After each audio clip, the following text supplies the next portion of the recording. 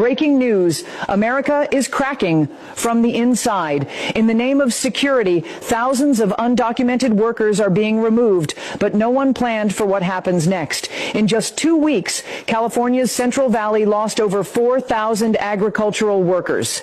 Crops are rotting in the fields.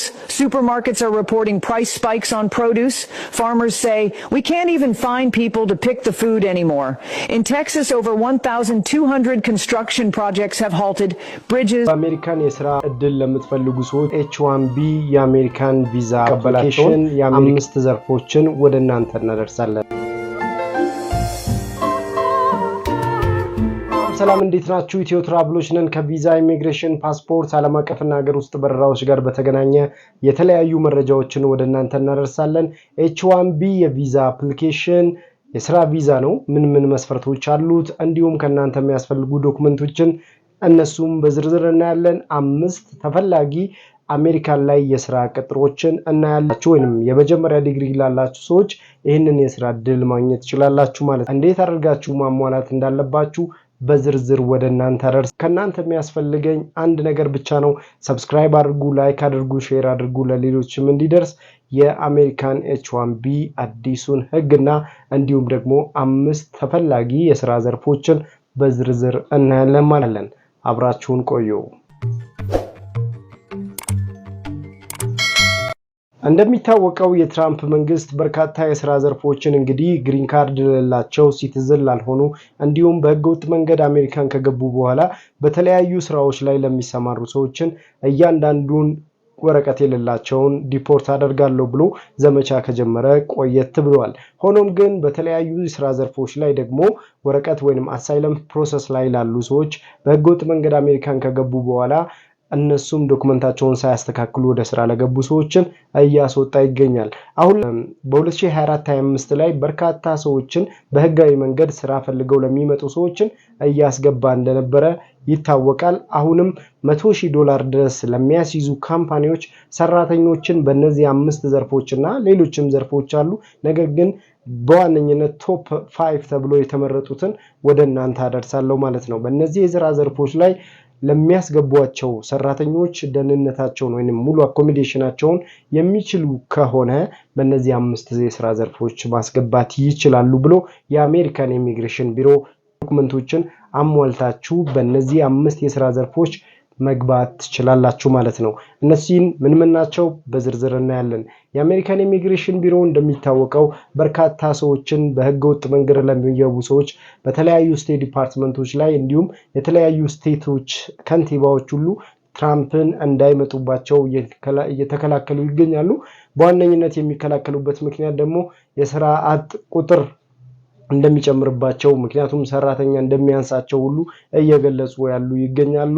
እንዲሁም በተለያዩ መንገዶች ደግሞ አሜሪካን ከገቡ በኋላ በተለያዩ ሴክተሮች ላይ እየሰሩባቸው ያሉት ለምሳሌ እንደ ቺካጎ፣ ካሊፎርኒያ፣ ኒውዮርክን ጨምሮ በርካታ ሰዎች የስራ እድል እያገኙ እንዳሉና በህገወጥ መንገድ ገብተውም ፕሮሰስ ላይ ያሉ ሰዎችንም እንዳይወስዱባቸው እየገለጹ ይገኛሉ ማለት ነው። ሆኖም ግን ትራምፕ ይህንን የበርካታ ስቴት ከንቲባዎችን ጥያቄዎችን ወደ ጎን በማለት የራሳቸውን እርምጃ በአይስ እና እንዲሁም በቢግ ትራምፕ በኩል በአሜሪካን ናሽናል ጋርድ በኩል እነዚህን ጥቃቶችን ወይንም እንደዚህን ህገወጥ ስደተኞችን እያስወጡ ዲፖርት እያደረጉ ይገኛሉ ማለት ነው። በህገወጥ መንገድ እንግዲህ እንደዚህ ሰዎችን ዲፖርት ካደረጉ ደግሞ በህጋዊ መንገድ ለሚመጡ ሰዎችም የትራምፕ መንግስት ከዲሴምበር ጀምሮ ዲሴምበር 2025-26 አዲስ የስራ ቪዛ እቅድ ወይንም የስራ ቪዛ አፕሊኬሽን ላውንች ያደርጋሉ ማለት ነው። በእነዚህ የስራ ቪዛ አፕሊኬሽን ላይ እናንተም ባላችሁ የትምህርት ደረጃ ማለትም ከፈርስት ዲግሪ ጀምሮ በእነዚህ 5 የስራ ዘርፎች ላይ መሰማራት ትችላላችሁ። ከነደሞዙ አውጥተውታል። በማክሲመም ደረጃ ደሞዙ ወጥቷል ማለት ነው። እነሱን በዝርዝር እናያለን። የመጀመሪያው በአሜሪካን የስራ እንግዲህ እድል ለምትፈልጉ ሰዎች H1B የስራ ቪዛ አፕሊኬሽን በአይቲ ስራ የተመረቃችሁ በአንደኛ ደረጃ ላይ ተቀምጧል። የመጀመሪያው አይቲ ነው። አይቲ ላይ ኮምፒውተር ሳይንስ እና ሶፍትዌር ኢንጂነሪንግ ተማሪዎች ከፈርስት ዲግሪ ጀምሮ በታዋቂ ዩኒቨርሲቲ ወይንም ኮሌጅ የተማራችሁ ከሆናችሁ አሜሪካን ባሉ ድርጅቶች በኩል ኢንቪቴሽን ከመጣላችሁ ሲቪያችሁን አስገብታችሁ ኢንቪቴሽናችሁ ከመጣላችሁ ተወዳድራችሁ ካለፋችሁ ማለት ነው በመስሪያ ቤቱ ወይንም በተቋም በእነዚህ ካምፓኒዎች ተወዳድራችሁ ካለፋችሁ ካምፓኒው ቀጥታ ለእናንተ ኢንቪቴሽን ሌተር ይልካል ማለት ነው። አይቲ ስራ እንግዲህ ለሚሰማሩ ሰዎች የአሜሪካን ካምፓኒዎች $90,000 እስከ $120,000 ድረስ በአመት ይከፍላሉ ሙሉ አኮሞዴሽናችሁን እና ግሪን ካርዳችሁን ችለው ማለት ነው። በሁለተኛ ደረጃ የሜዲካል ነው። የሜዲካል ሰራተኞች ወይንም ደግሞ አጠቃላይ ከሜዲካል ጋር በተገናኘ ዶክተሮች፣ ነርሶች፣ የተለያዩ ፋርማሲስቶች፣ ላብራቶሪ የሚሰሩ አጠቃላይ ከሜዲካል ጋር በተገናኘ ደግሞ $75,000 እስከ $120,000 በአመት ይከፍላሉ ሙሉ አኮሞዴሽናችሁን እና እንዲሁም ግሪን ካርዳችሁን ችለው ማለት ነው። እነዚህ የስራ እድሎችን እንግዲህ በኤች1ቢ የቪዛ አፕሊኬሽን ላይ አፕላይ አድርጋችሁ የምታገኟቸው የስራ እድሎች ናቸው። በሶስተኛ ደረጃ በፋይናንስ ላይ ያሉት ናቸው። የፋይናንስ ሰራተኞች በባንክ በተለያዩ ተቋሞች እንግዲህ መስራት ለምትፈልጉ ሰዎች ከ$75,000 እስከ $120,000 ድረስ በአመት ይከፍሏቸዋል ሙሉ አኮሞዴሽናችሁን እና እንዲሁም ደግሞ ግሪን ካርዳችሁን ጨምረው ማለት ነው። ስለዚህ እነዚህን ስራ ዘርፎችን ለማግኘት በፈርስት ዲግሪ የነዚህን ካምፓኒዎችን አግኝታችሁ ቀጥታ ሲቪያችሁን በማስገባት የስራ እድላችሁን ማግኘት ትችላላችሁ ማለት ነው። በአራተኛ ደረጃ ላይ ደግሞ ዳታ አናላይስ ነው። ዳታ አናላይስ በአሜሪካን እንግዲህ በተለያዩ ተቋሞች ላይ የተለያዩ የግብር ታክስ ክፍያዎችን በተመለከተ የሚሰሩ ድርጅቶች ናቸው። እነዚህ ድርጅቶች $70,000 እስከ $120,000 ድረስ በአመት ይከፍላሉ ሙሉ አኮሞዴሽናችሁን እና እንዲሁም ግሪን ካርዳችሁን ችለው ማለት ነው። ለነሱም ከፈርስት ዲግሪ ጀምሮ የስራ እድል ያመቻቻሉ ማለት ነው። በአምስተኛና የመጨረሻው በሲቪል ኢንጂነሪንግ ለተማሩ ሰዎች ከፈርስት ዲግሪ ጀምሮ $75,000 እስከ $120,000 ድረስ ይከፍላሉ ማለት ነው በአመት ሙሉ አኮሞዴሽናችሁን ችለው ማለት ነው። በእርግጥ የሲቪል ኢንጂነሪንግ በርካታ የስራ ዘርፎች በግንባታ ናቸው። በኮንስትራክሽን ስራዎች ላይ ላሉ ሰዎችን የሲቪል ኢንጂነሪንግ ባለሙያዎችን የአሜሪካን ካምፓኒዎች ይፈልጋሉ። እነዚህ 5 የስራ ዘርፎች የአሜሪካን ኢሚግሬሽን አፕላይ ብታደርጉ ሪጀክት የማትባሉባቸው የስራ ዘርፎች ናቸው ማለት ነው። አዲስ አበባ የሚገኘው የአሜሪካን ኤምባሲ የእናንተን የቪዛ አፕሊኬሽንም ይቀበላችኋል። ስለዚህ በጥንቃቄ ፎርማቸውን ትክክለኛውን ዶክመንት ኦሪጂናል ዶክመንት ብቻ በማስገባት ኢንቪቴሽናችሁን አስመጥታችሁ የአሜሪካን የስራ ቪዛ ከዲሴምበር ጀምሮ 2025-26 መቀበል ይጀምራል ማለት ነው። ስለዚህ እናንተም ይሄንን እድል መጠቀም ትችላላችሁ። አዲስ አበባ የሚገኘው የአሜሪካን ኤምባሲ የእናንተን ቪዛ ይቀበላል ማለት ነው። የእናንተን ኢንቪቴሽን ይቀበላችኋል። ከሚያስፈልጋችሁ ዶክመንቶች መካከል የልደት ሰርተፊኬት፣ ነፃ መሆናችሁን የሚያሳይ ዶክመንት፣ ባለትዳር ከሆናችሁ የገባችሁበትን ሰርተፊኬት ያስፈልጋል።